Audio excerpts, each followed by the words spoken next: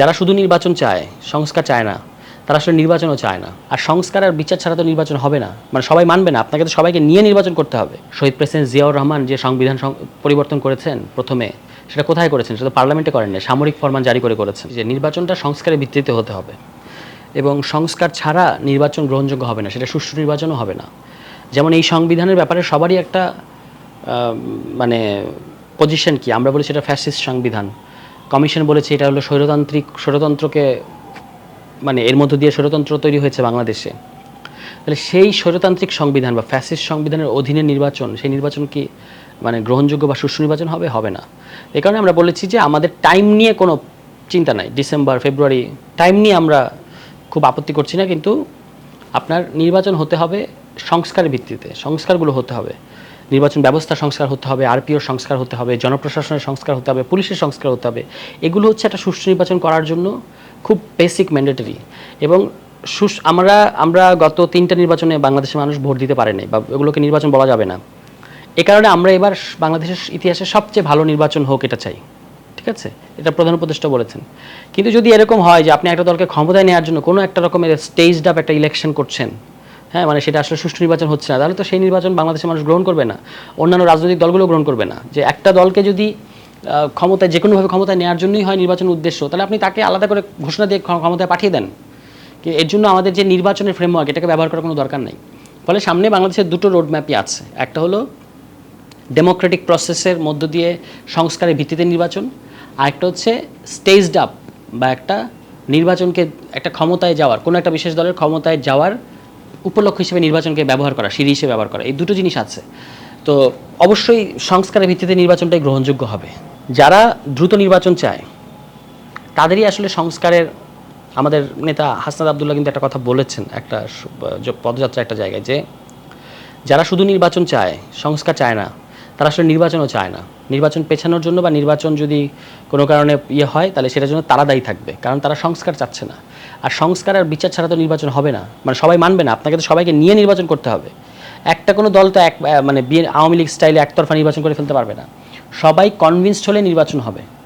সবাই যদি মনে করে যে হ্যাঁ সংস্কারটা হয়েছে, বিচারটাও আমরা স্যাটিসফাইড, তাহলে তারা ফেব্রুয়ারি নির্বাচনের ব্যাপারে একমত হবে। তো সেটা হওয়ার জন্য তো আপনাকে মানে এই জিনিসগুলো নিশ্চিত করতে হবে। ফলে আমি দেখি যে অবশ্যই যারা নির্বাচনের জন্য চাপ দিচ্ছে তাদেরকেই সংস্কারের জন্য চাপ দিতে হবে। মানে তারাই সংস্কারের জন্য চাপ দিলে, সংস্কারটা হলে তাদের পরে নির্বাচন হবে। মানে শুধু স্বাক্ষরের ব্যাপার না, স্বাক্ষর তো তারা 3 জোটের রূপরেখাতেও করেছে, কিন্তু এটার একটা আইনি ভিত্তি দিতে হবে, সাংবিধানিক ভিত্তি দিতে হবে, এবং এখনই দিতে হবে। এখনই দিতে হবে। মানে পরবর্তী যেই আলোচনাটা ঘোষণাপত্রের টেক্সটের মধ্যে আমরা দেখলাম, সনদের টেক্সটের মধ্যে দেখলাম, প্রধান উপদেষ্টা ভাষণে বলেছেন, ঘোষণাপত্রে, সনদে, ভাষণে সব জায়গায় একটা কথা বলা হচ্ছে যে পরবর্তী নির্বাচিত সরকার সংস্কার করবে।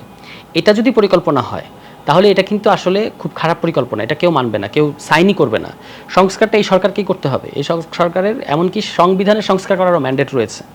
কিভাবে করবেন সেটা নিয়ে যে সরকার বিভিন্ন বিশেষজ্ঞদের সাথে বসছে কমিশন, তারা অনেকগুলো মতামত দিয়েছে। অর্ডিন্যান্সের কথা এসছে, সুপ্রিম কোর্টের রেফারেন্সের কথা এসছে, গণভোটের কথা এসেছে, অনেকগুলো পদ্ধতির কথা এসছে। পদ্ধতি নিয়ে আপনি আলোচনা করেন, কিন্তু এই সরকারকেই সংস্কার করতে হবে। মানে এই সরকার যদি সংস্কার না করে, যদি সে পরবর্তী নির্বাচিত সরকারের কাছে দিয়ে দেয়, তাহলে দেখেন কি ঘটে। যে আপনি তাহলে কেন 1.5 বছর ক্ষমতায় থাকলেন? আপনি 3 মাসের মধ্যে ইলেকশন করে ক্ষমতা দিয়ে দিতেন অন্য মানে নির্বাচিত সরকারের হাতে। এই যে এতদিন ক্ষমতায় থাকলেন, ফলে আপনাকে অবশ্যই সংস্কারটা বাস্তবায়ন করতে হবে। আর বাংলাদেশে যারা বলছেন যে পার্লামেন্ট ছাড়া তো সংস্কার করা যায় না, এটা খুবই ভুল কথা বলছেন। কারণ পার্লামেন্টে আসলে সংবিধান সংস্কার করা যায় না। এটা আমি অনেকবার বলেছি যে পার্লামেন্টে সংবিধান সংস্কার করা যায় না। এবং বাংলাদেশ ইতিহাসে অনেকগুলো ঘটনা আছে যেখানে পার্লামেন্টের বাইরে সংবিধান পরিবর্তন করা হয়েছে। যেমন ধরেন বিএনপি ইতিহাস থেকে দেখানো যাবে যে শহীদ প্রেসিডেন্ট জিয়াউর রহমান যে সংবিধান পরিবর্তন করেছেন প্রথমে, সেটা কোথায় করেছেন? সেটা পার্লামেন্টে করেন না, সামরিক ফরমান জারি করে করেছেন। এরকম অনেক উদাহরণ আছে।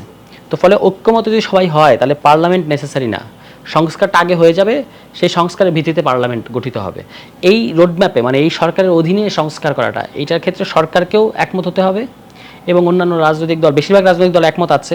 বিএনপি এবং সরকার এই দুটো পক্ষকে এই ব্যাপারে একমত হতে হবে। বাকিরা সব একমত আছে। হ্যাঁ, উচ্চ কক্ষে পিয়ার হোক, আর নিম্ন কক্ষ এখন যেখানে আছে যেভাবে আছে সেভাবেই। কিংবা অনেকে বলেছেন যে নিম্ন কক্ষেও 100 আসন পিয়ারে দেওয়া যেতে পারে। ফলে আমরা পিয়ারের ব্যাপারে পজিটিভ। মানে পিয়ার পুরোপুরি পিয়ার যদি নাও হয়, অন্তত আপার হাউসে পিয়ার হোক, এবং সেখানে এই যে আপনার কাছে 2/3 থাকলে, 2/3 আসন থাকলে আপনি যে কোনো সংশোধনী করে ফেলছেন সংবিধানে, এটা আটকানো দরকার। এটা আটকানোর একটা রাস্তা হচ্ছে আপার হাউসে পিয়ার। কিন্তু বিএনপি আপার হাউস চাইলেও বিএনপি আপার হাউসে পিয়ার চায় না। ফলে এই ক্ষেত্রে এবং অন্যান্য ইসলামিক দল তারা পুরো হাউসটাই, লোয়ার হাউস সহ পুরো হাউসটাই পিয়ার চায়। তো তাদের এই দাবিকে আমরা সমর্থন করি যে যদি এটা মানে জনগণ যদি এটা চায় তাহলে এটাতে হোক, আমাদের অসুবিধা নাই, কিন্তু অন্তত আপার হাউসে পিয়ার হতে হবে।